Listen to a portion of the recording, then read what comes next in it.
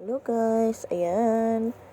Turuan ko kayo kung paano mag-transfer ng Western Union via to GCash. I-open lang yung GCash. Ayan, nakita nyo po, 1828 po yan. And then select yung view all. Hanapin natin yung cash in.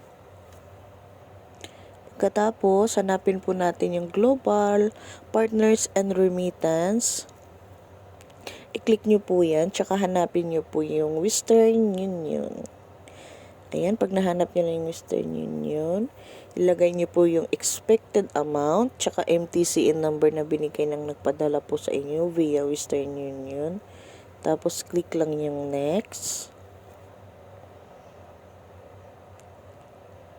Ayan na po. Tapos, next ulit.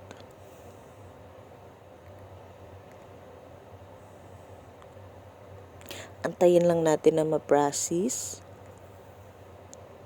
Tadan! Western Union to GCash remittance successful. Ibig sabihin, napasok na ang nakash in nyo na po yung pinadala po galing Western Union. Ayan, nakita nyo po. Kanina 1.8 yan.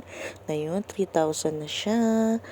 Maraming salamat. Yun lang. God bless.